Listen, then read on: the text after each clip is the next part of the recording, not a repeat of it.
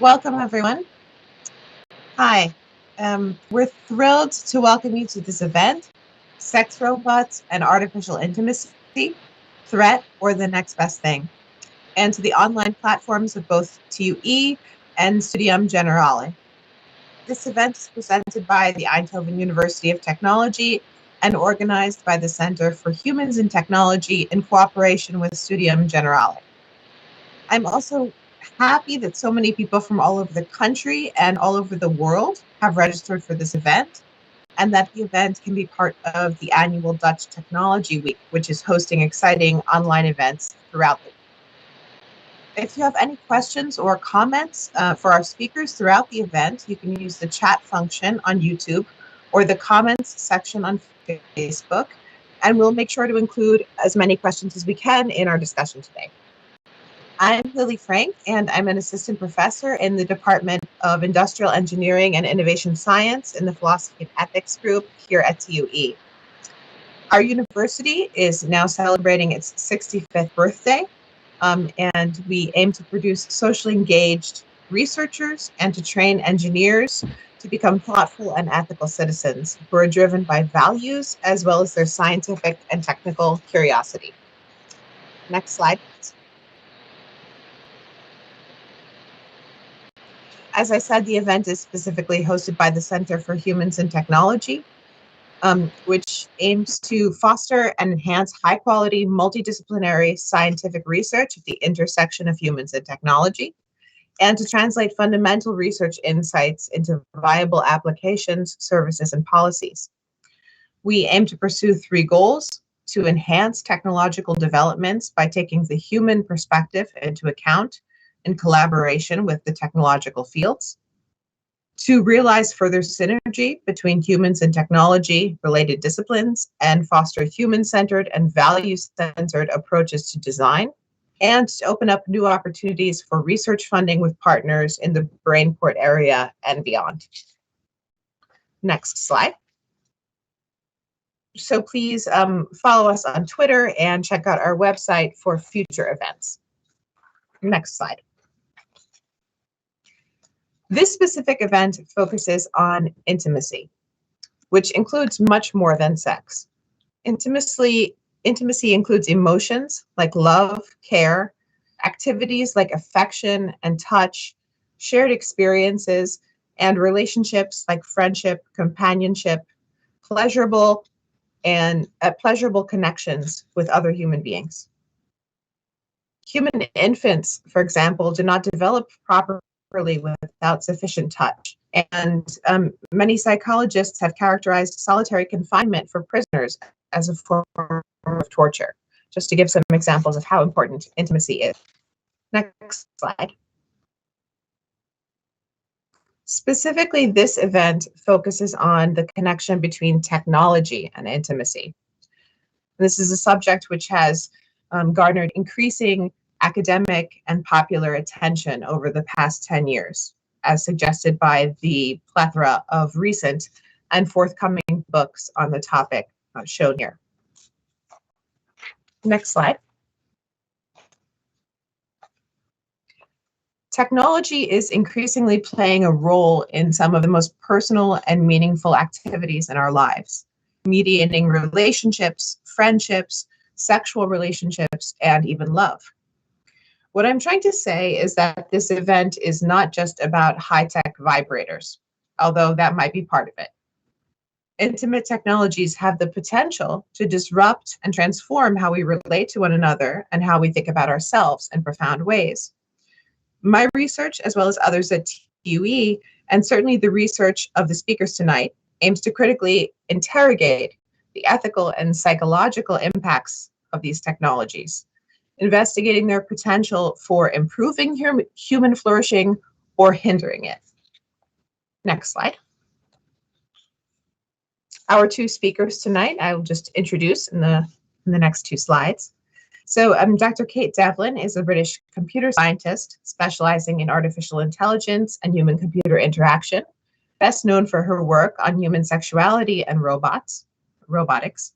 She was co-chair of the annual Love and Sex with Robots convention in 2016, held in London, and was founder of the UK's first ever sex tech hackathon, held in 2016 at Goldsmiths, University of London. She's senior lecturer in social and cultural artificial intelligence in the Department of Digital Humanities in King's College London, and is the author of Turned On: Science, Sex, and Robots. Next slide, please. Our next speaker, Professor Kathleen Richardson, is a social anthropologist and professor of ethics and culture of robots and AI at the School of Computer Science and Informatics at De Montfort University in the UK. An author of An Anthropology of Robots and AI, Annihilation, Anxiety, and Machines. In 2015, she, along with colleagues, launched the campaign against sex robots to draw attention to the problematic effects of new technologies on human relations and their potential to impact and to create new layers of inequality between men and women, and adults and children. She advocates for a compassionate and violence-free technology based on a freedom ethic, and is critical of coercive and violent models of human life that are transferred to the making of new technologies. Her forthcoming book with Polity Press is titled Sex Robots: The End of Love. So the following, again, just to remind you, if you have any questions, please share them in the chat on Facebook or on YouTube, and we'll try to get to them. So first, we will hear from Dr. Devlin, and then we'll have a period of questions for her. And then we'll hear from Dr. Richardson, a period of questions for her, and then a broader discussion with the entire audience. So now I will turn it over to Dr. Devlin. Hi, thank you very much indeed. Let me just share my screen. And I think you should be able to see my slides now. So I want to just start by talking about how this idea of creating artificial partners, of generating some kind of artificial intimacy, is actually, it's a really, really old thing. It's a really old trope. It's been around for a very long time. And this idea of creating some kind of artificial human, we can follow that right back into Greek myth, and even the creation of the first human, Pandora, who was almost created by a team of programmer gods and given the gift of intelligence. And the reason I like this particular depiction is because we see echoes of it in the sci-fi that we encounter today. Things like Maria the robot in Metropolis. And the portrayal of the fembot is a really interesting one, because they tend to be portrayed as either the femme fatale, who is going to rise up and overthrow usually the men, or as some kind of devoted, idealized girlfriend. And that femme fatale narrative is incredibly interesting, because the idea that a robot will shake off its programming, and in this case rise up, speaks to fears that the patriarchy has of women coming to disrupt things when they literally gain a mind of their own.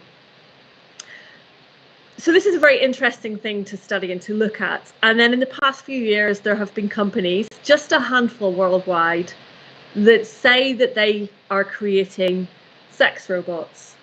And the definition is pretty narrow when these are talked about. And also there are none that are commercially available yet. So there is one prototype that you can pre-order. There are a few dead ends along the way, but they are not for sale. They are by no means a mass market thing, and I honestly don't think they ever will be. But they are a fascinating glimpse at one avenue where we could watch the development of artificial intimacy. I don't think it's the main avenue, but I think, and I will touch on that later on, but I think it is an avenue that people expect, because they have been shown this from so many sci-fi films over the years. And the reason that it takes human form is because that is what we're used to seeing in these depictions down the years. So in the past sort of 5-6 years, we've seen lots of headlines about these developments, and they tend to be very sensationalist. Things like this one from The Express, which is probably the most egregious of the newspapers when it comes to these kind of headlines. End of sex. Scarily real sex robots to replace women as men can't tell the difference. And I do think this is perhaps a little unforgiving on the men. You can definitely tell the difference. And I also don't think that replacement is going to happen anytime soon. And so this is when this headline was written, and indeed still today, this is the height of sophistication of sex robots that we're seeing. So on the left, that's Roxy with a triple X. And Roxy was developed by a company called True Companion, Douglas Hines. Roxy doesn't exist, really. There are no sightings of Roxy, a developed model. This goes back to sort of 2010 when Roxy was unveiled at a trade show, but no one has ever reported actually owning one. There have been many headlines about Roxy in the past because, as well as being this incredibly reductive stereotype of a woman, Roxy also has various modes that she, and I'm gendering here for ease of conversation, that she or it was reported to have, such as a frigid mode, a mature mode, a young mode, a wild mode, all these different kind of ways that you could flip between certain characters to have this sex robot perform a particular gender role. This is something that is somewhat concerning. It's not particularly, imaginative. And I do think that there are some deeply problematic things there about objectification of women. But Roxy has never actually made it to market, so we can ignore Roxy for now. On the right-hand side is Samantha. Samantha was developed by Sergio Santos, an engineer basically working out of his own workshop at home in Spain. And Samantha was developed, he didn't develop the body, that is the body of a sex doll, but he developed the animatronics and the AI for it. And the idea was that Samantha would be a robot that you had to woo. So you had to, the nicer you were to Samantha, the more likely she was to respond nicely to you. And the aim was to please her sexually so that she could please you sexually. So he was trying to build in the idea of a reciprocal relationship between the user and the sex robot. And in the center is Harmony. Harmony is the most developed prototype that we see today, made by Abyss Creations, who make rail dolls. So this has come out of the lineage of the sex doll or the love doll. It's basically a doll that has an animatronic head and face and an AI personality that can also stand alone in app form. Now, none of these robots can really truly be described as robots. This is a shorthand way of referring to them. They are mostly dolls. They can't stand up on their own. They don't have any movement other than, in the case of Harmony, her head and some sensors that were in Samantha. Samantha's now stopped being built, so that she's out of the picture as well. So this is really just Harmony. And the Abyss Creations, who make Harmony, have also made a male version, which I think we should best describe as a tokenistic attempt to redress the balance when people said, why are you just making these reductive female figures? And the answer is that these are all reductive female figures, mostly because they are being designed out of the lineage of the sex doll that is mostly bought by men, and that they are designed and marketed with that in mind. This is not some kind of well-researched, market-researched area. This is giving customers what the manufacturers think they want, which is to turn those dolls into more interactive forms.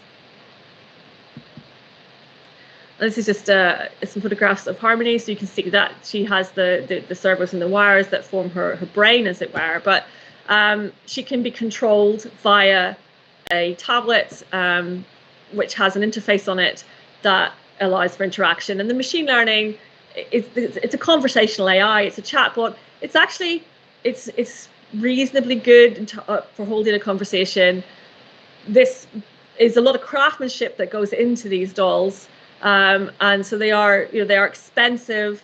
They are a very niche market. They are essentially a commodity, and a luxury commodity at that. So there are lots of sensationalist and scaremongering headlines that, when you start to dig behind it, the stories don't quite hold up. So this top one from Newsweek, that a futurist said, if you a hacked sex robot could murder people, security expert ones. The only way that any of these sex robots could murder people is if perhaps they were plugged into the mains and you tried to give them a bath or something like that. There is literally not any way of that being possible. These dolls cannot move their limbs. hacking is an issue if it's connected to Wi-Fi, but that's a whole different story. And the problem there is with data, not with causing physical harm. With the centre headline, "Sex Robot Molested, Destroyed at Electronics Show," this was the Samantha robot that was put on display at an electronics show. Sergio Santos said to people, "You can't touch this doll." People did, and as thousands of people went through the trade show, it started to see damage. This was not sexually motivated damage. This was damage from people pushing, prodding, doing what people do when you tell them you can go ahead and touch this. But it was then turned into this idea of molestation, this media narrative which suggests that there is some problematic element here. Now, there are some problematic elements, but this is taking a story that is not particularly indicative of violence in a particular, in violence against women, and twisting it into it being that. And the community of doll owners massively reject that kind of portrayal. And I think that blaming and shifting blame onto consumers of sex dolls is really difficult. And I think it's centering on those kind of attacks and blaming the narratives for it echoes previous attacks on things like computer games, where it's said that they will cause an increase in violence. And the thousands of studies have never been able to actually affirm that in any way. The final story there, Gizmodo, "Sex Robots May Literally Fuck Us to Death." This came from the idea of AI out of control. And any piece of AI that doesn't properly follow what we intended to do because we have programmed it incorrectly will go on and on forever. It's the idea of Nick Bostrom's paperclip maximizer that turns everything in the universe into paperclips. So the issue there is that if we don't program technology correctly, then yes, it can be problematic. So all of these things do speak to certain truths, but those certain truths are not embedded in the idea of the sex robot. These are larger societal issues, and sex robots are a tiny aspect of that, and one that I think, as I said earlier, is quite a dead end. There were a few stories as well that perhaps what people who were violent towards women, and this includes incels, and incels involuntary celibate, they have murdered people in the name of their cause. They think that women owe them sex, and they feel that they can get away with violence if they don't have those needs met. And there were a few articles come out saying, well, what they need is sex robots. And I think this is just so utterly strange way of looking at things, because, you know, an incel, this is just weaponized misogyny, and you can't engineer that out by giving people a robot. Not only that, that would be rejected as well, because the main cause here for the incels is that women should, it's real women that should desire them. Anything else is seen as a cope. Anything else is seen as being not satisfactory. So this very idea that you can use sex robots as some kind of utopian vision of sex for everyone, I think is very problematic. Last year, a PhD student and I were doing some work around the people involved in creating sex robots, in particular the Harmony robots. We talked to doll owners and we talked to the creators as well, and we did some analysis on the advertising material too. And one of the owners said, the one message about love dolls I would love to get across is they're not just for sex. And I think this is where the intimacy part comes in, because some people do fetishize the dolls because they are dolls, and some people enjoy the sexual aspect of that. But many people buy the dolls for other reasons. Some people buy them so that they can pose them and model them and take pictures of them. They're for photography. Some of them collect them as if they're collector's items. And some live with them as if they are real life partners, and they give them backstories and they care for them and they look after them. And it is a very cherishing relationship for the men who do that. So the message that seemed to come out of that was, please don't use the term sex doll, because they are so much more. And the intimacy is a really key part. And when we did an analysis of the advertising, the emphasis on sex is very, very reduced. It's much more about companionship. And indeed, the things that are being offered via things like the AI interface, the AI conversational chatbot part of Harmony, is about companionship. It's companionship with a flirtatious edge or companionship with a sexual edge, but it hinges on that aspect of having this partner. This is an example of the Real Doll X, the app that you can buy for like $20 for your phone. And you can tweak this to your settings, and you can create your virtual girlfriend. Now, this is an avenue that I see as being much more likely than the avenue of the embodied sex robot. Sex robots, it's really hard to make robots, especially ones that resemble humans. It's technologically very difficult. It's computationally expensive. It's financially expensive. And really, it's not got a huge mass appeal. By contrast, this idea of conversational AI that you can form a bond with, that has much more appeal. And we've seen it in Japan with Gatebox, little holographic girlfriend, where people build up a bond and build up a relationship with these. And it's this, again, this sense of companionship and this sense of intimacy. Now, just before I move on to the next bit, I would say that that opens up many, many questions about how we form intimate bonds with machines. I think we're seeing the emergence of a new social category. And I think that this is not an illusion. This is not a delusion. We are not saying this is a real substitute for a real thing. I think that people are seeing it as acknowledging that this is a piece of technology, but choosing to engage with it, almost in a fictional way, in the way that we engage with books and with film. And people get very invested in those. And we only have to look at things like fanfic to see how invested people get with characters in fiction. So I think there is a fiction that builds up around this. No one's actually being deluded here that this is anything real. People want it to be real, and that's where it differs. Is that a damaging thing? That depends. If it is causing problems in someone's life to the point where they are making themselves unhappy or it is affecting their everyday well-being, then yes, this could be problematic. But if it's not, then I don't feel that I should be the person who judges any kind of bond forming with a piece of technology. So I think we're at the stage now where we start to look at those barriers and those bonds and those boundaries and find out, you know, what exactly is happening here? How can we understand this sociality between us and these embodied machines that are conversationally like humans? So I think I would like to reject the sex robots in their reductive, stereotypical female form. I think they aren't a good solution to anything. I think that some people will want those, but it's a very small market. And I think we can do better. And back in 2016 and again in 2017, we ran Sex Tech Hack, which looked at that. How can we create intimacy through technology that's not just about sex, not just about penetrative sex, it's not just about gendered roles. How can we explore how technology can not just relationships with us and the technology, but mediate relationships between humans as well? And for me, that's the big thing. Can we use the technology as a mediation for our own human relationships? Which I strongly believe we can. I think we can get a lot out of technology in that format.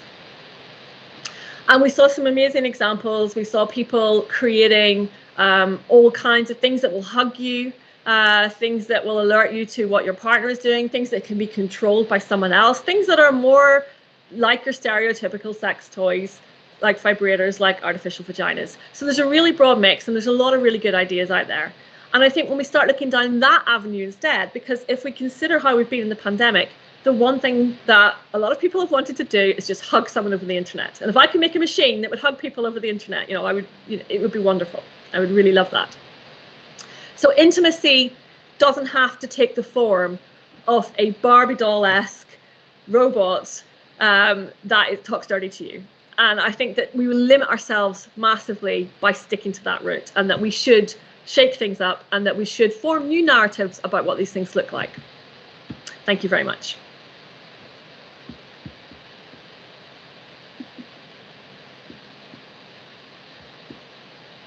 Thank you so much, Kate. So I think we are just starting to get some questions from the audience, but maybe I can start out by asking you about some of the comments you made in your talk, which triggered my thinking. So you mentioned that compositional AI that you can form a bond with is much more likely to be the future of of intimacy with artificial agents. And you said that one of the problems with that might be that it harms those individuals, right? Well, one of the problems would be that we don't know yet if there will be harm. So, right, okay. And maybe I also forgot to mention this. I think that we might be having a small problem with your microphone. It might just be that you have the microphone on your computer on as well. Are you hearing some background noise? I think that's the idea. There's some white noise. It's because it's the laptop fan. I can't do anything about that, I'm afraid. Okay, no worries. Yeah. So we don't know, I suppose, how these relationships with compositional AI will impact relationships in general, our self-perception, etc. So how do you think that designers should approach that issue? So if I'm someone who's creating these things, right? I'm simply filling maybe like a market need, or should I think about particular values when I'm designing them? I think if I had my way, then all tech would be designed thinking about values, but we know that that's utopian and we're not going to get that. I would like to see people make a stance towards ethical development. I think everyone wants that, but it doesn't always go that way in practice. A lot more research is needed into the way that we build rapport with machines. We know there's countless articles already about things like the early conversational bots like Eliza, where people were really quick to form a bond and to confide in a machine that didn't even have any AI in it. It was just matching words, but prompting people to engage. So we know that we treat technology socially with that sociality in mind. But we need to work out as that gets more and more, progresses more and more towards almost seamless conversation. We're not there yet, but GPT-3 means that it's getting better. How are people interacting? If you look at the rise in voice assistants over the past 5 years or so, people very naturally talk to their voice assistants because that's what we do naturally, is conversation. And those are really just search engines with a voice. They can't hold conversations the way that the chatbots can. So I think there's a lot there that we can start investigating. And when I said it's about, could they do harm? We don't know. With anything, with any piece of technology, with anything at all, if things start to impact your own well-being, then perhaps that is harmful. But we don't know if that will. We don't really know at what point that becomes problematic. If you look at people playing video games, for example, some people will stay on too long. Their home lives will start to suffer a bit. I love to use the word addiction, I think, because it has more of a clinical thing. But we know that some people cannot moderate as well with technology. And my fear would be that what happens if people become over-reliant to the point of detriment to themselves. But what is that point? And should we even morally begin to police that? That's another question. Thank you. We have a question from the audience. So the question suggests, well, we live in such an overstimulated consumerist world, and technology seems to market itself to every human impulse. If sex robots are kind of on one margin of an extreme way of fulfilling our human impulses, should that be a limit? That's the question. I'm rephrasing. Should there be a limit to the extent to which we use technology to, I suppose, fulfill our impulses?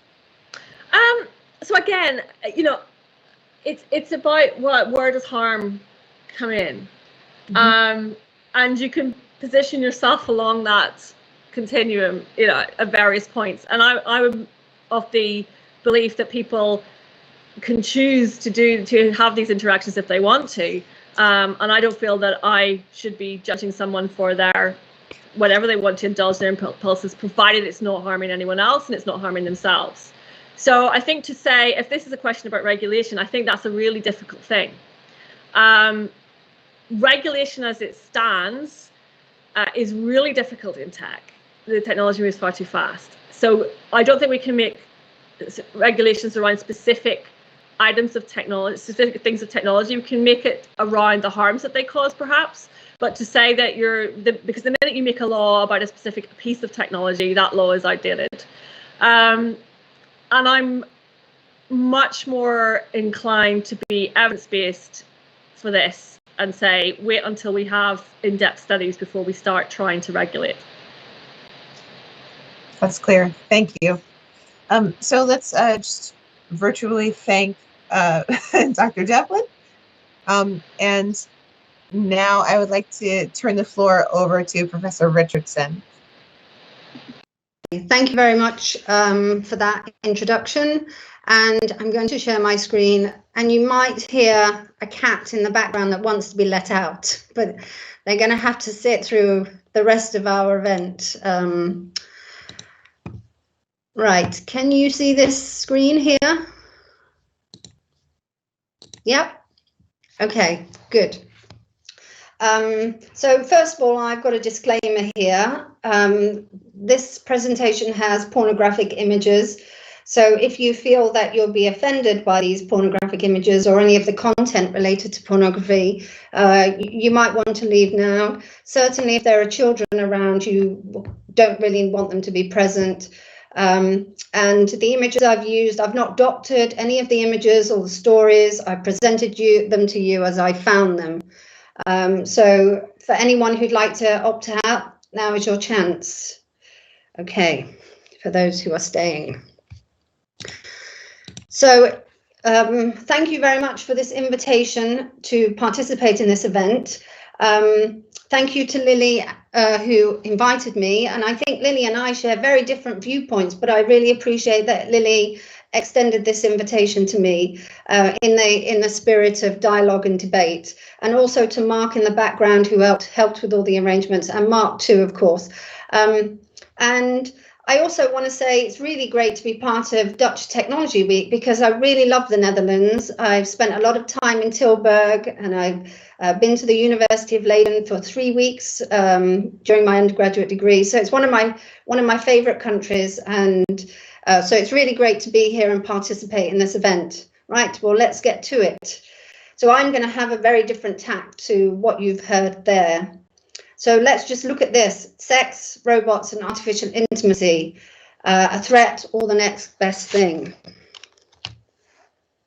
Some of the ideas I'm going to present to you tonight are ideas that I've developed, and they're going to be in my book. So really, I'm just giving you a very small snapshot of some of the ideas that I've been developing there. And hopefully it will be out in 2022. I was hoping to get it out this year, so it'd mark the 100th anniversary of Karel Čapek's robot, his play Rossum's Universal Robots, but alas, hopefully it will be next year. So there is the cat.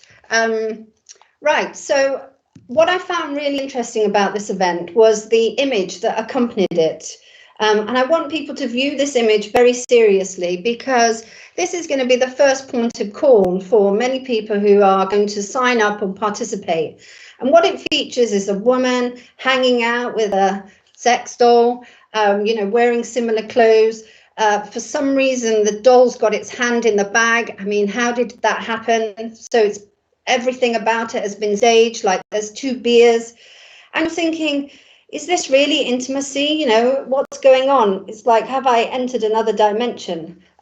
Because, one of them, the woman is eating crisps, so the doll can't eat because it doesn't have a digestive system. So I'm thinking, well, how is intimacy going to be cultivated here? Maybe she's going to mush up the crisps and put the crisps in the doll's mouth.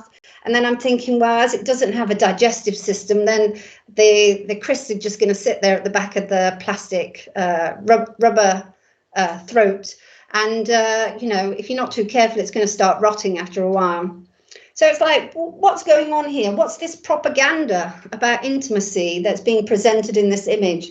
And through particularly academic narratives, and we've just heard a series of arguments about how you can have relationships with machines and they can become your companions, and we're going to have this wonderful intimacy, and we're on the threshold of these new kinds of relations. And this is what's going on in academia. This is like that they're trying to move the, if you like, the framing of these objects away from what we all know they're really about into these other areas. And I think that does serve an important purpose. But tonight, I'm just going to focus on the sex bit about that purpose. So that's the kind of academic presentation.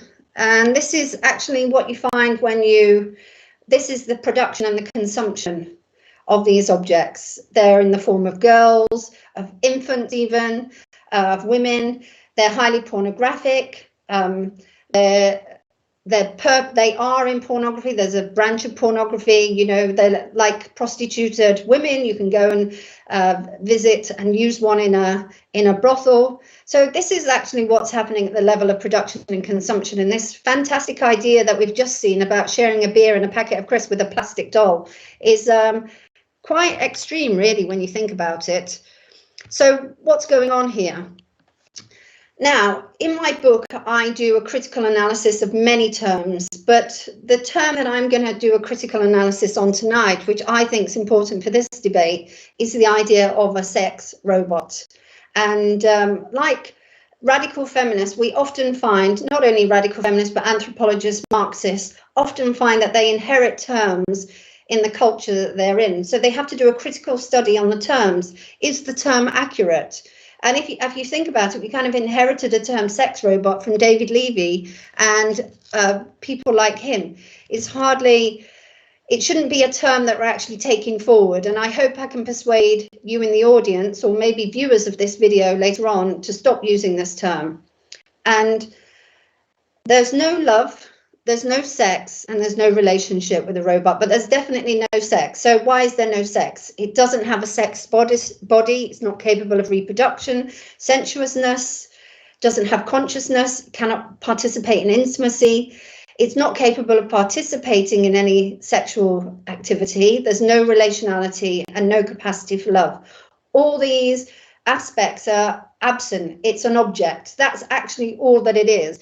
But the object, if you think about a synecdoche, and I hope I've got that word correct, it's a part that stands in for the whole. So I'm looking at these objects as parts that stand in for the whole. So what's going on? What are they representing? And I think the most accurate term for them are porn bots. They're actually pornography. What these men are creating is their own version of pornography that they can take home with them. And what the dolls are representing are the women in the pornography. And they're having their own version that they can have around the house and put in, you know, one of the character on the top left here, he's actually putting his porn bots at the breakfast table with his children, taking his pornography on the school run with him.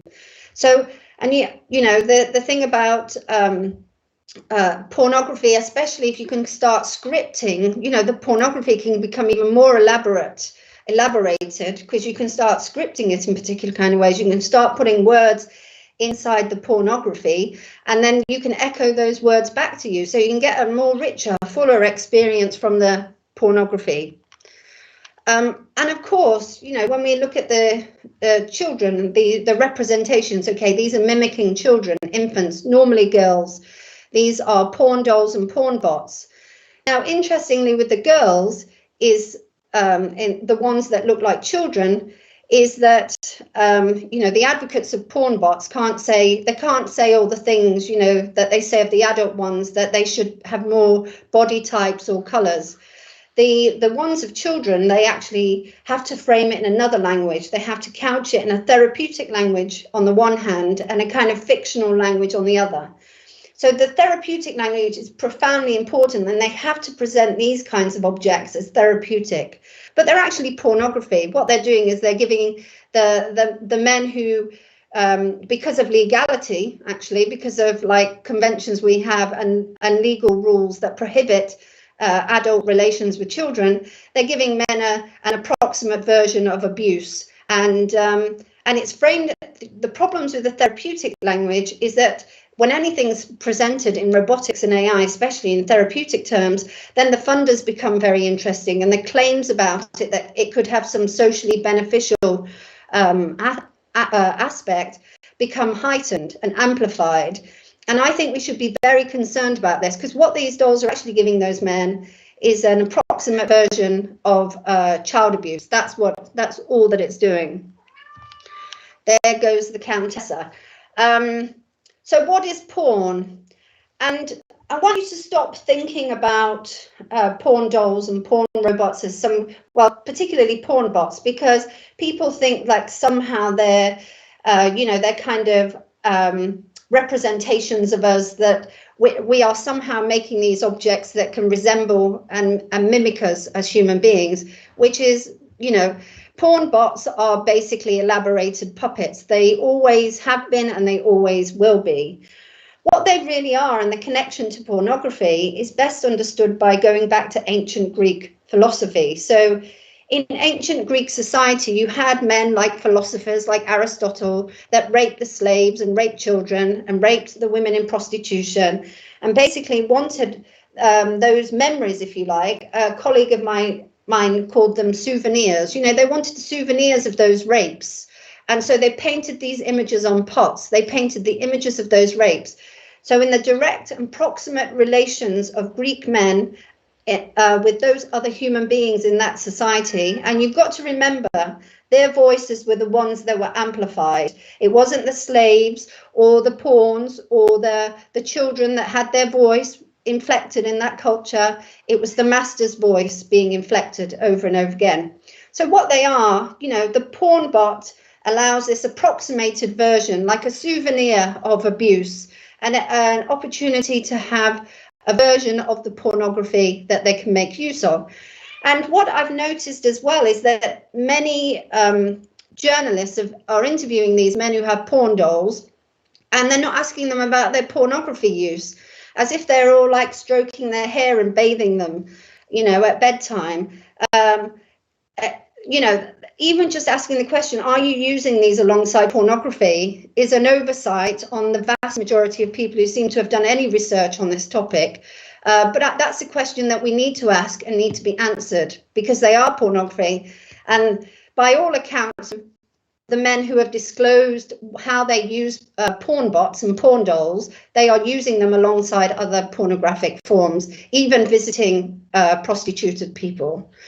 So I don't have time in this talk to address other issues like relationality, loving, or therapeutic robots, which are basically an outcome of a particular worldview of relationship that is not about mutuality, it's not about love, it's not about connection. And therefore, the template that's being used is more like this rapist, this philosophical rape patriarchy template is the one that's being applied. Because if you believed in relationality and love, you cannot have relationality and love outside of mutuality, unless you have a version of it that is tied closely to abuse and rape and extreme forms of violence. You have to buy my book to find out more. So what is this? What's going on at the level of being? At the level of being, there is an annihilation of women taking place. There are murders of women. There is femicide, where they are being aborted as fetuses because of their female sex. They are being sold into slavery. They are experiencing domestic violence. So there's 3.5 billion women in the world, and I tell you, there's 3.5 billion stories of sexual violence that they experience. But, without going into the actual, this is the economy. What I'm trying to do here is connect up back the economy, the direct proximate experiences. And yes, it is mediated through pornography, but that kind of hatred and desire to annihilate women or see them as objects is what's being circulated and perpetrated through these ideas about porn bots. And it goes on and on and on and on. And I literally could have had hundreds of pages of story after story of little girls being raped, or rape being decriminalized effectively, or mail order brides, or migrant women who are trafficked from Nigeria with the promise of, a job in Western Europe, or the brothels in Europe, where basically you pay to buy you pay to abuse women on a regular basis. And just hundreds of story over and over again. At the direct level, there's real abuse taking place of women. And that's what we need to start connecting up with, how these representations in pornography, these representations in prostitution, and of course then these approximated versions, these imaginary forms that are developing. Because there is no such thing as an object that can think, feel, relate, have sex. That is a fantasy. If you want to know why, I've got an explanation in my book. I want to just end on a couple more slides. One's about Catherine McKinnon. And basically, she made a really important point. She's, as far as I'm concerned, from the 1980s onwards, just at the moment when women start to enter academic and social life, you know, based on these humanist principles, we decide to take a postmodern turn. And it's this postmodern turn, really, that we're in, where we're thinking, oh, we can have relations with objects, you know, that we're all cyborgs now. And I'll read out this quote. Beginning in the early 1970s, direct engagement with the social reality, not reality in the abstract, this reality in the broken down, immediate, socially lived out, concrete, exposed the regularities and widespread extent and trauma of sexual abuse in childhood, the pervasiveness of rape and other sexual assault, the torture and the shame of battering, the routine existence of sexual harassment at home, in school and on the street, and the endemic abuse constituted by pornography and prostitution. This hasn't gone away. If anything, what's happened is the internet giving more and more options to become a pornographer, putting more and more opportunities in the hands of abusers, alongside the vast production of pornography today, means this is at a crisis levels. We should have been solving these problems and dealing with these problems, but instead now we're fighting, you know, these new versions, these new elaborations on the same old misogyny and annihilation of women. And actually, Kate mentioned there was not everything. I didn't disagree with everything Kate said, but she talked about, you know, incels not wanting them.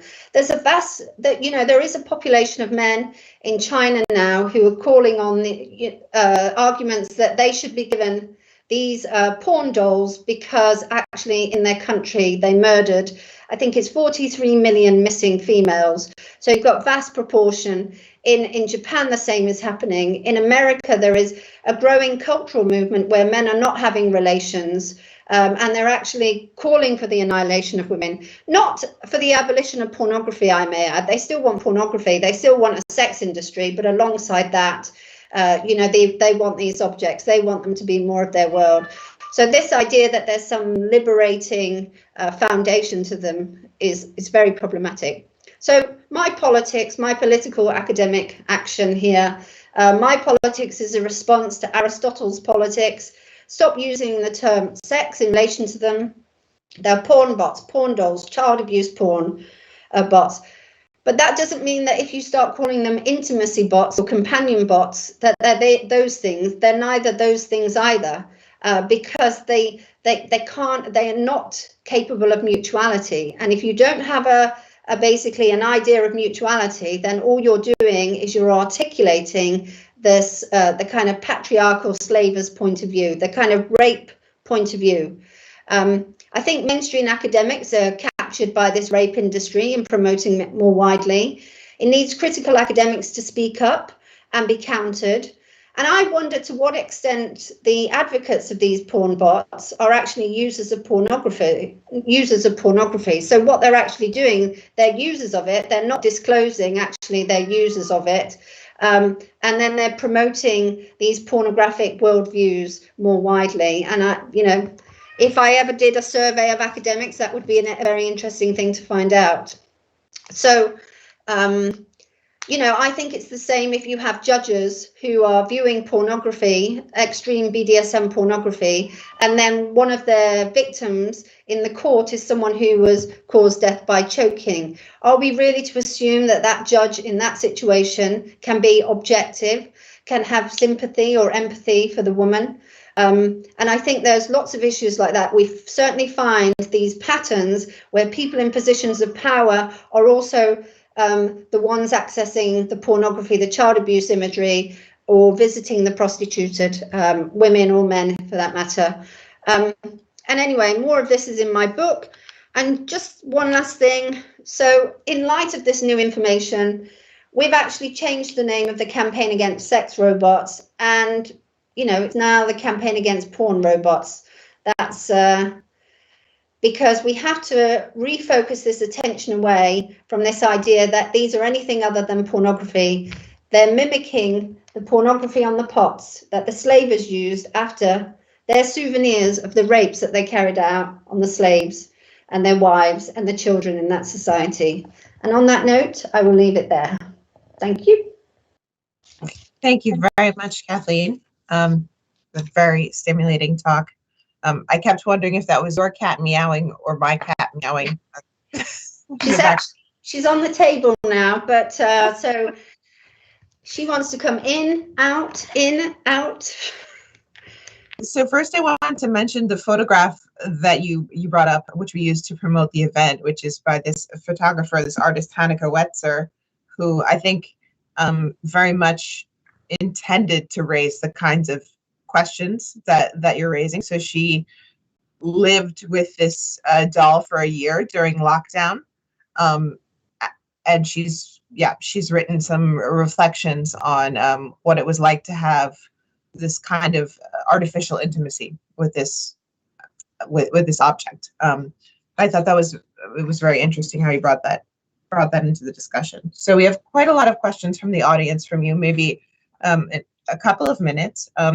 So one person in the audience asks you, why would you describe the use of these dolls or robots as the end of love? My life has never been so complete as it has since I started living with a doll. You either get it or you don't, he remarks. So that's more of a comment than a question, isn't it? Yeah. I don't know if you want to respond to that. What can you say, really? I mean, I could say, I want to, I don't know. I could say my cat, the Countessa, loves me more than anybody else in the world, and my life is radically transformed. But to be honest, she doesn't really get much of a say in it, because what's happening, this is not a relationship, because a relationship is not one party narrating the relationship for both parties.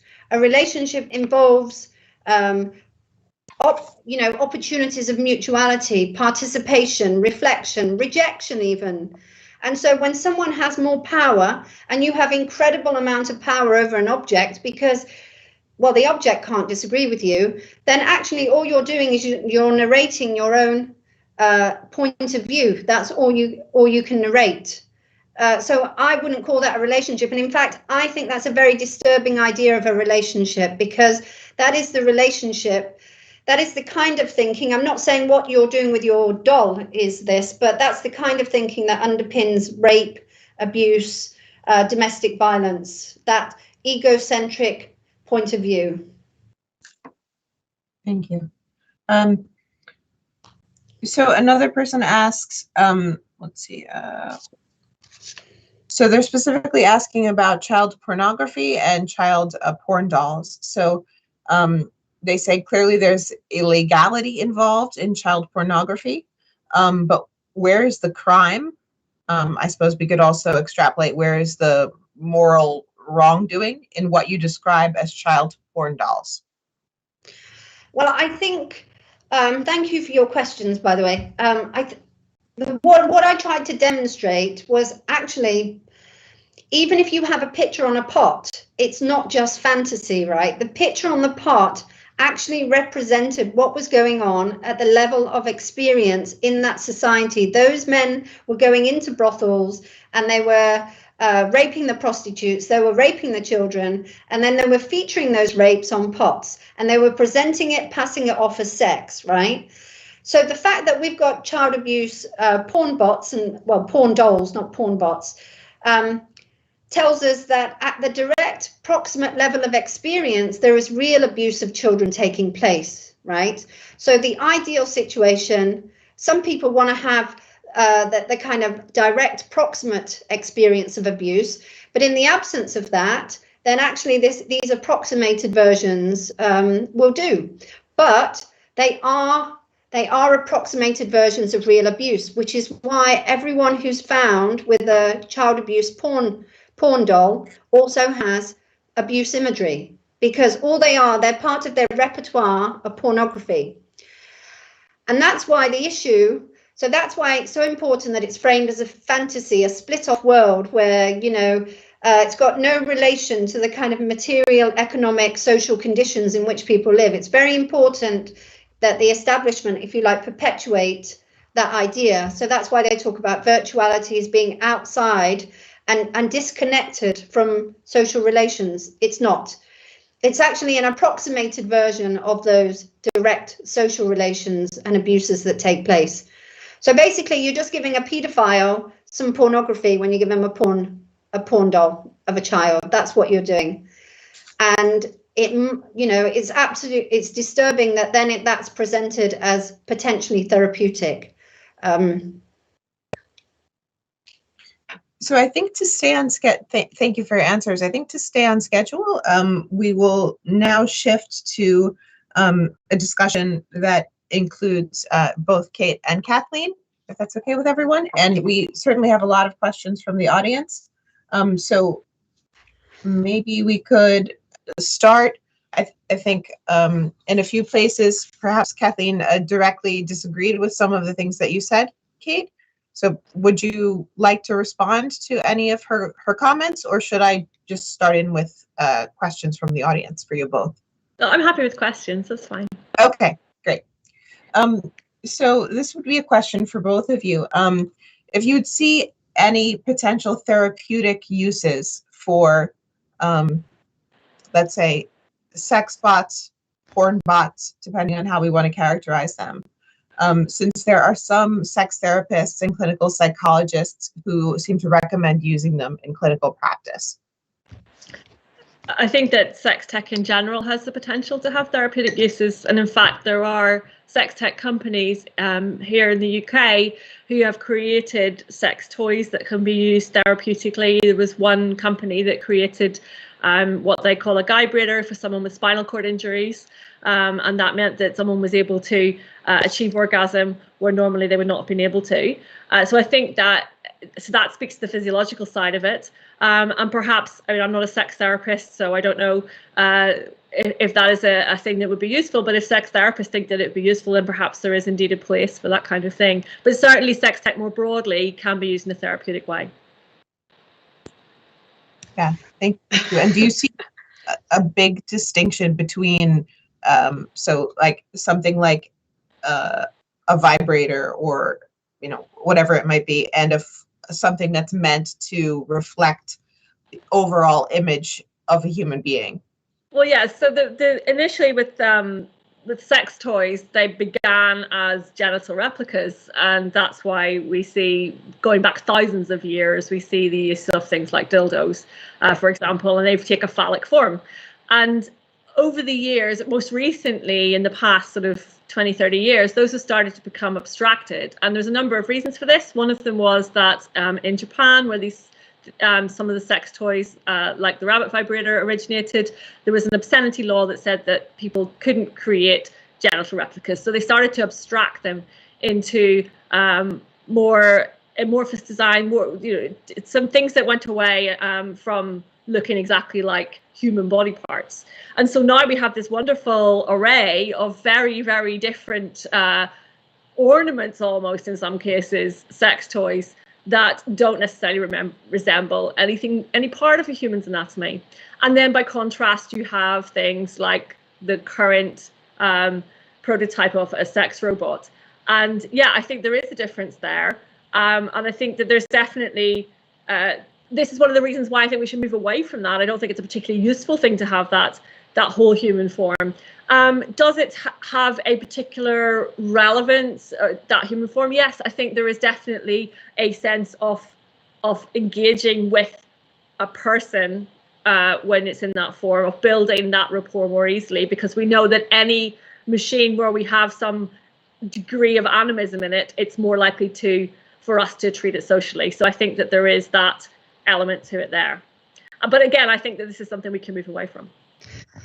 Yeah. Kathleen.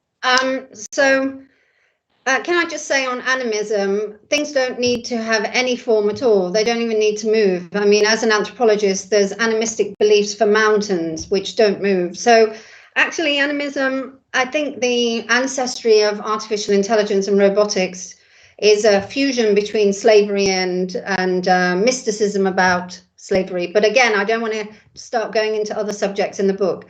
Let's talk about the vibrator, because I think it's a very interesting comparison study.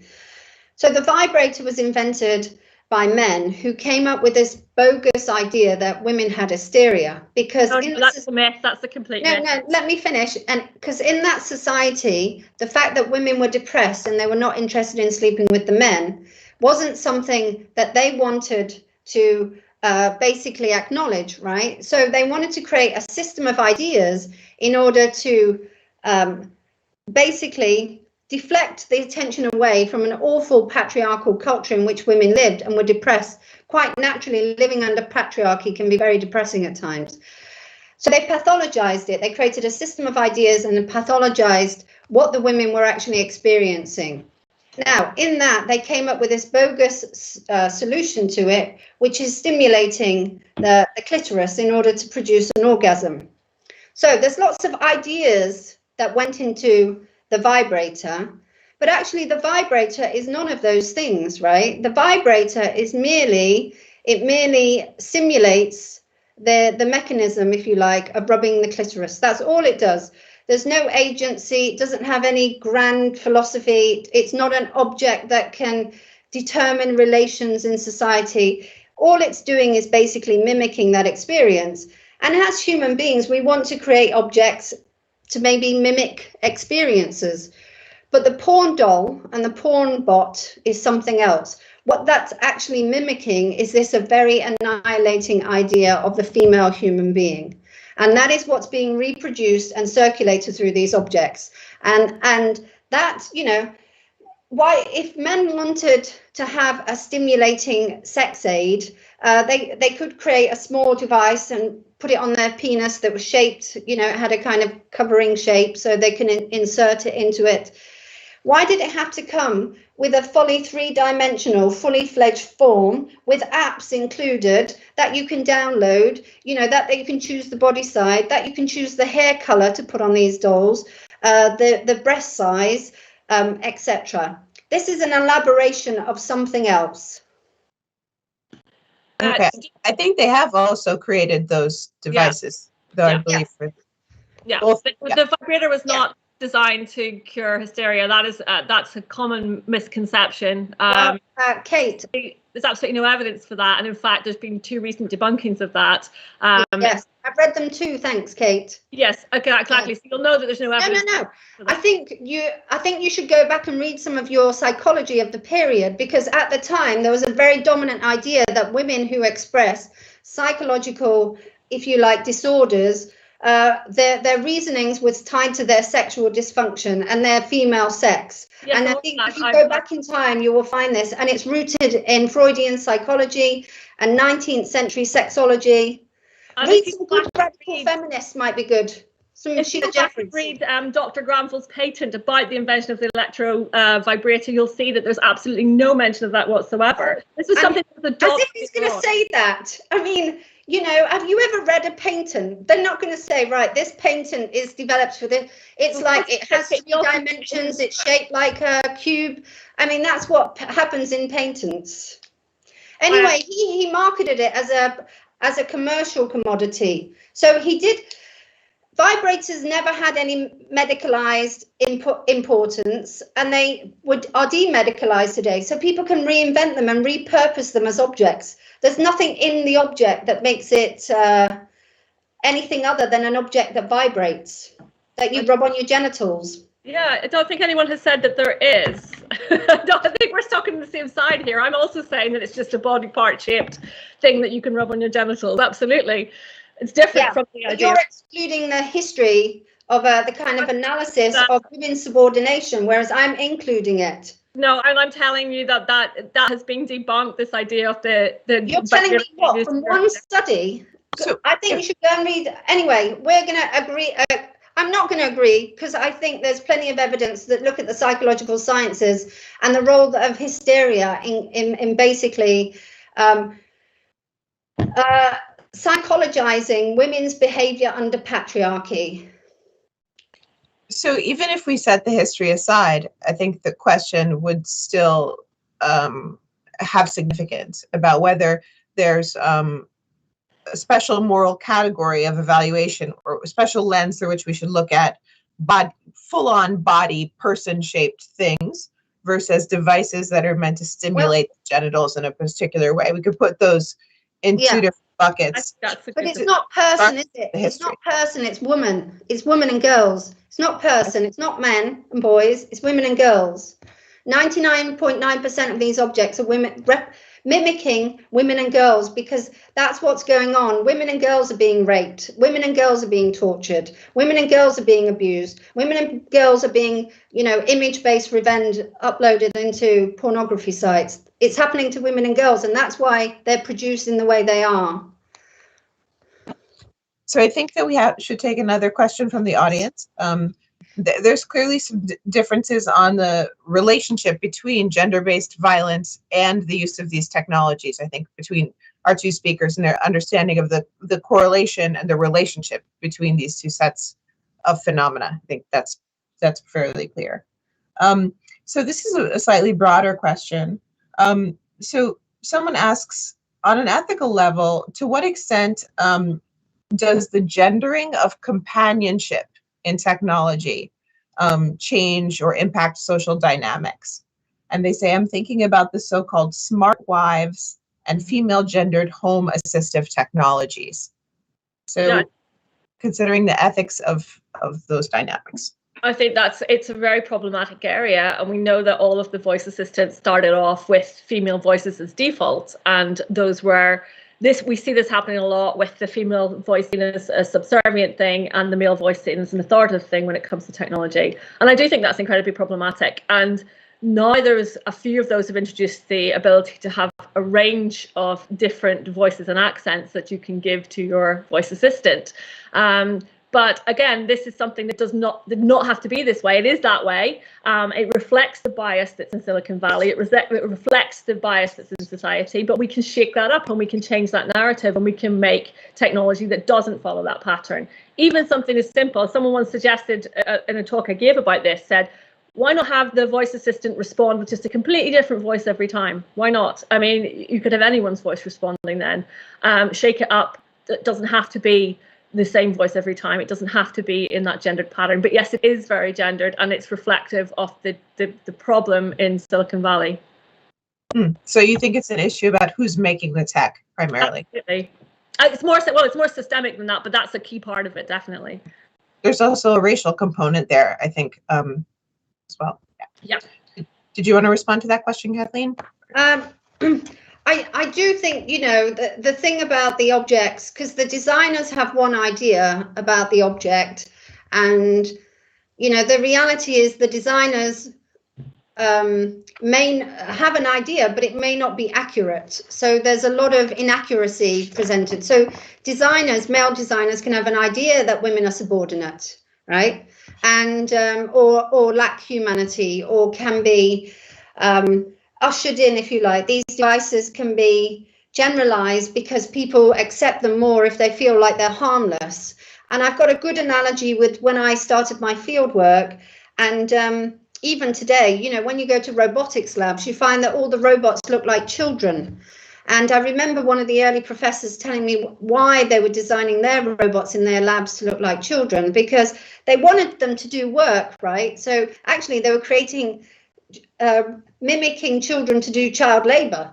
But the reason why they did it is they said, well, Terminator has all these distressing images of robots, so we know we couldn't build this kind of adult version of what we wanted. We had to create a more pacifying object. So I think there's a lot of an idea, probably a wrong idea, but I think that underpins it, that somehow they can usher in these devices into our home as long as we feel less threatened by them. I don't think that's the whole story, but you're going to have to read my book for more on that. Thanks. So zooming out a bit, beyond just sexuality, how do both speakers think about other forms of technologically mediated intimacy? So, for example, mediated non-sexual touch, like technology for hugging or squeezing through haptic technology, for example, or virtual reality or that kind of thing. Do you think that the sexual domain should be cordoned off, or are there also significant ethical considerations that apply to other forms of touch? I think the development, because Kate made an interesting analogy in her talk with all these headlines. One I read recently was sex robot so lifelike and it breathes like a woman. It's kind of, it sounds like a kind of fantastic idea, but then you read some academic narratives of sex porn bots, and then you think, oh, actually the Daily Star and academics, they might have something in common. But I think but I think with the objects themselves, they are I've lost my train of thought. What was the question? It's about other forms of mediated touch that are not sexual. I think at the level of direct and proximate experience, there is intimacy, there is relationship, there is love, there is kindness, there is empathy. I do not think so if two people have that at a direct and proximate way, then they can use devices like this one we're using now to engage with each other. But they can't have it with an object. And actually, they can't have it outside of a relationship with another person. I think you do actually need to be in a proximate, direct relationship with other beings to be in relationship. I think that we can form really intense relationships mediated by technology, and people do it all the time. And you can, especially when you're talking to someone, the power of exchanging messages is really, really strong. There's a lot of people who have met partners online and have exchanged messages online and have fallen in love with people online, and had very strong feelings. And I'm not going to negate those feelings at all, because they are intense and they are meaningful to the people involved. So I think it is possible. In terms of touch and mediated by technology, it would be, haptics are very expensive. It's difficult to do, and virtual reality tries very hard to do that and hasn't got there yet. It would be lovely if we could, and that's not just sexual touch, but any kind of touch where we would be able to do that. So I wouldn't rule out technology. I don't think that I think that we can mediate our relationships via technology, and I think it's been really, really important in the last year that we are able to do that, and that we maintain relationships and intimacy via the technology that we have. So I'm very much in favour of trying to replicate feelings of closeness and feelings of intimacy via technology.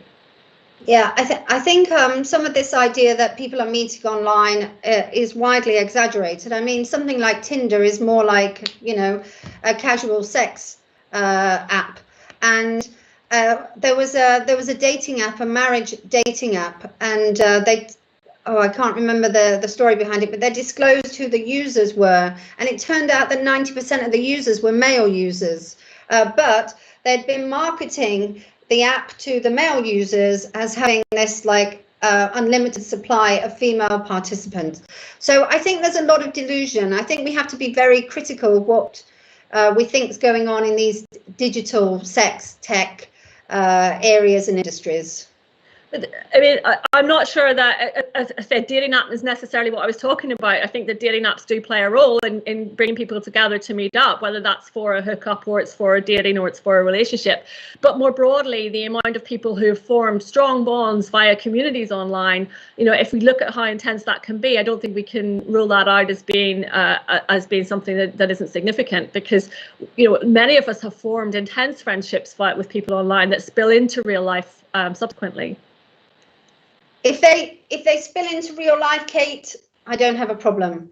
The point is by saying that you can live online and have relationships with people who you'll never meet, and I think at the level of being, you've got to have direct, proximate relationships with people. Those are what people need in their lives. And I think some of this narrative is actually saying it's supposedly very generous towards people who want to live with dolls and can't make partners, but actually it's like we've given up on those human beings. We've said, look, this is the best you're going to get, right? A doll or an app or you know, some other mimicking puppet, because for some reason we've given up on what we are as human beings and what we can do for each other and how we can help each other and show each other's love and kindness.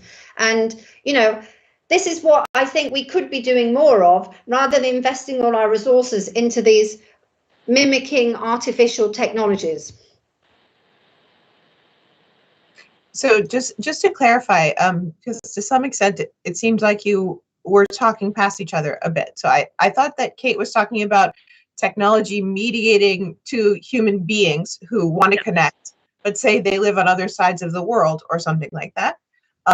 That's significantly different from having a relationship with an avatar or a computer program like in the movie Her or something like that, right? So, but I think it's also, if you're on other sides of the world, different from having direct and proximate experiences with something in your proximity. I think in your proximity is where your true relations lie.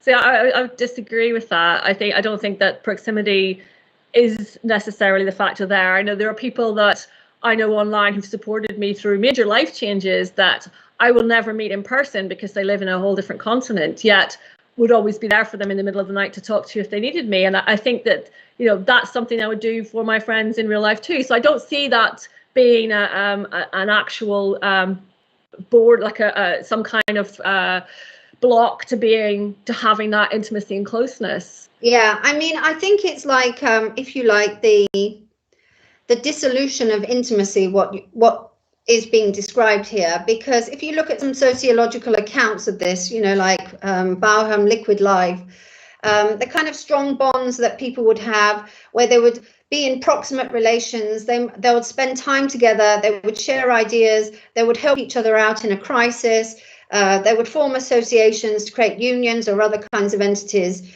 You know, that started collapsing almost as it started. But what we kind of are left with is this liquid life where you're saying that someone you've never met in the world who just happens to be on the phone at 3 o'clock in the morning is as meaningful to you in your life as someone who you have a close and direct partnership. Is that what you're saying?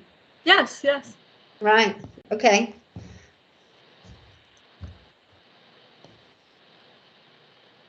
okay, so maybe we'll move on to another question, because these are clearly two very different intuitions or experiences. There's been a theme asking questions about technologies that help people with disabilities, for example, people with dementia, to have an intimate bond. So what would either of you say about the kinds of technologies, either for care or for intimacy, potentially even sexual, that are developed to have relations of any kind with someone with dementia who may not even realize that they're not interacting with a real person, whether it's, I can think of the range from, you know, petting the robotic cat or the seal, right, that we've all seen, to having some kind of sexual contact with a doll or a robot.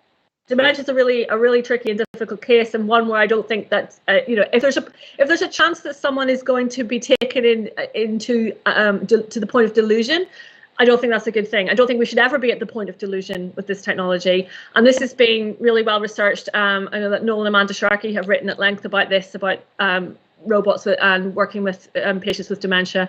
So I think that's a really problematic thing, because at the point of dementia where people cannot differentiate satisfactorily between what is real and what is not, then we should not be introducing technology that confuses that further. And there we go, Kate, we agree on something, but maybe for different reasons, because I would say, you know, if you think about who the roboticists and the AI people have targeted, they've targeted the vulnerable populations, populations that themselves do not have political voices in society. They may not have a lot of economic resources. And so therefore they can be the egocentric voice, can't they? They can narrate about the other's experience from their own point of view. And I saw this myself when I studied the therapeutic use of robots for children with autism. And they were actually making claims that I think went beyond what was actually happening, making claims about the kind of magic capabilities of robots to treat autism. But I certainly think, you know, let's think about what is robotics and AI. And the Marxists got this right. And I would definitely put myself in as a classical Marxist approach. You know, it's about the systematic deduction of labor through mechanization. So they've done all these studies with Alzheimer's, and they've found that art is really great for people with Alzheimer's. In fact, I think you have a wonderful experiment in the Netherlands, an Alzheimer's village where, you know, music's played, dance is also very good. The problem with all these things is they require resources for a population that's not creating an income, right? They're not working, they're not part of the income generating population. These are the populations that are being targeted. Sometimes in order to help society, we need a human solution. Actually, music, theatre, dance, drama, all these wonderful things could be engaging disabled, people with disabilities, people who have,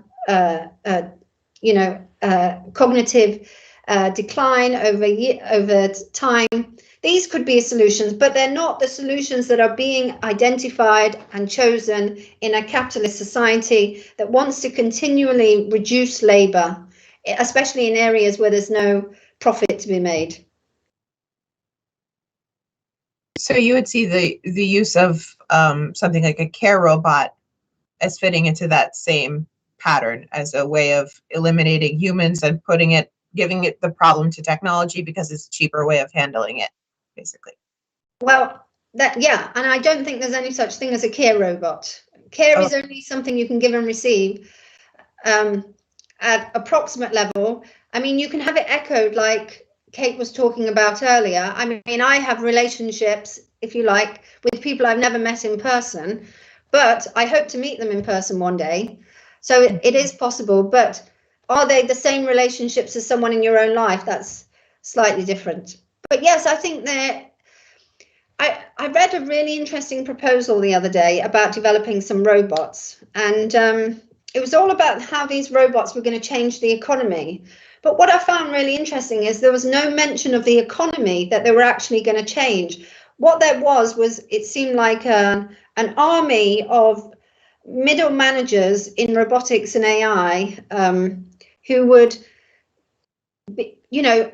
be these intermediaries between the workforce and like the companies.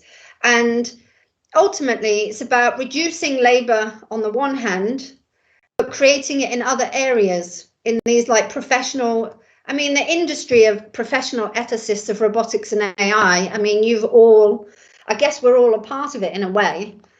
But it's a huge industry now because it's had resources directed to it. No resources for art clubs if you've got Alzheimer's, I'm afraid, or very little. So this is a follow-up comment and question, I think. Someone in the chat wrote, my uncle with dementia has a very strong bond with an old bear doll. Is that a problem? And would it become a problem if that doll had the capability to satisfy his sexual needs, which he expressed? That's a good question. I guess if it's not trying to delude, if you're not going to be deluded in any way that this is a human, I wonder, is that where the line is drawn for me? I think that's a good question, and I'm not sure.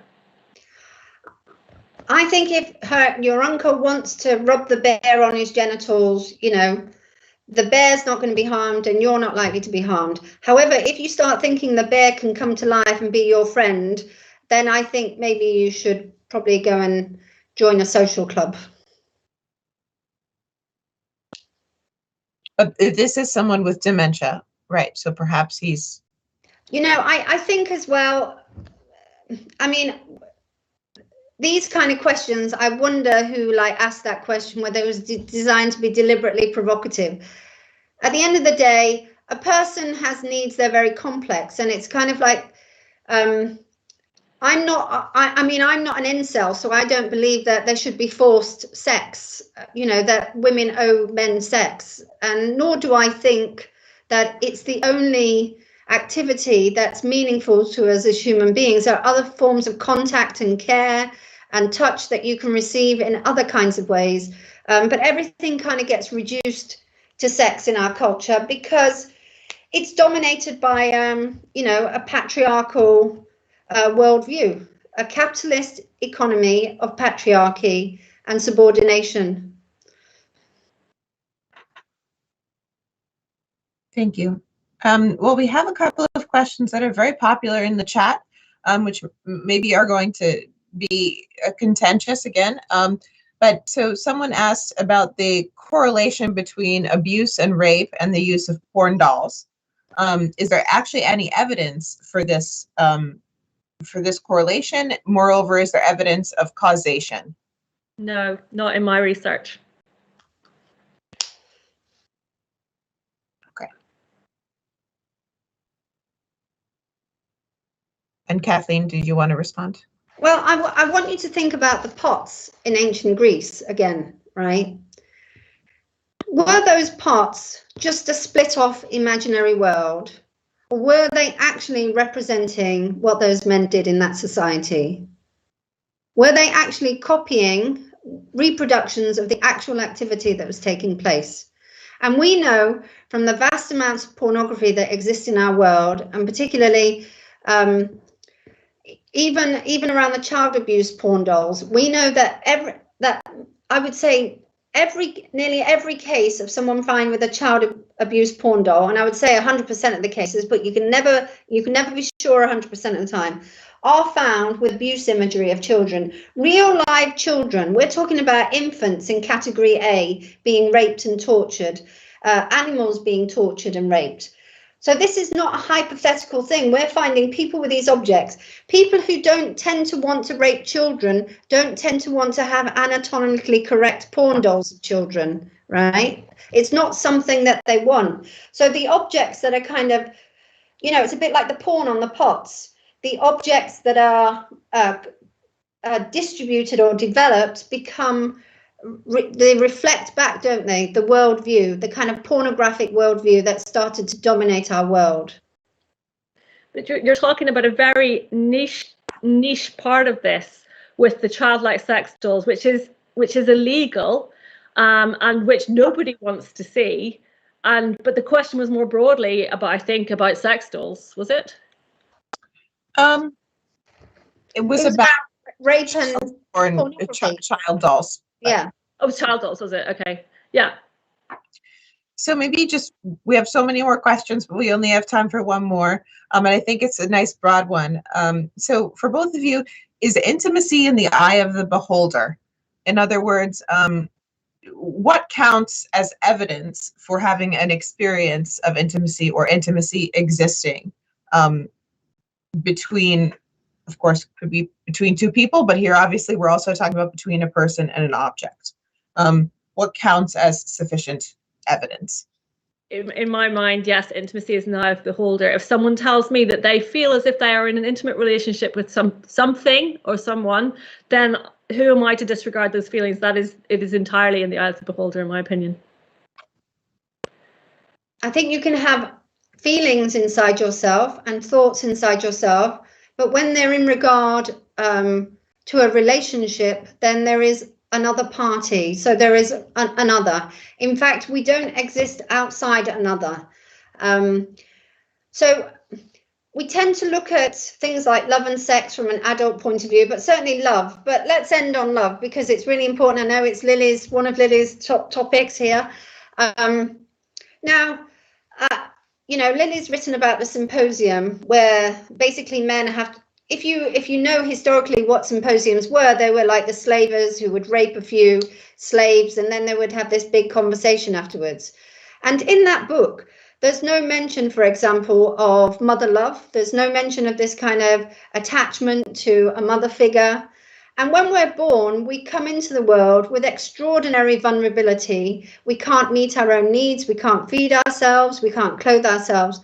Through our strong bond and our love for our carer, it could be the mother, but it's better if there's like a small community around the child who helps the child to meet their own needs. And it's that child who becomes an adult. So if the child hasn't had that good experience of some kind of relational experience, that it's give and take, that it's sharing, that it's that kind of intimacy, you know, and unfortunately in our world, a lot of people don't. They can grow up with very disordered ideas of attachment.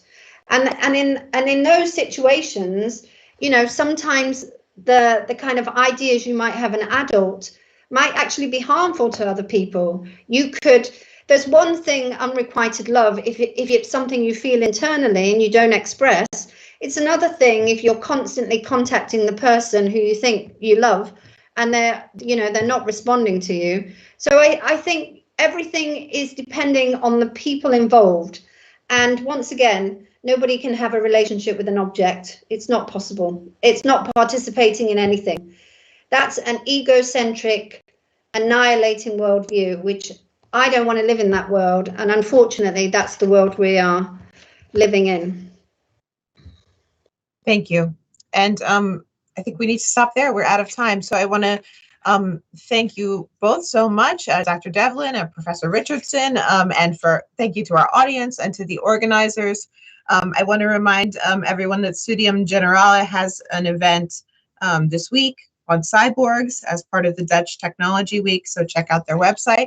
And if we could please give our speakers a virtual round of applause for this extremely engaging conversation. Thank you. Thank you. Thanks. All right. I believe that's it. So thanks again and take care. Have a great night.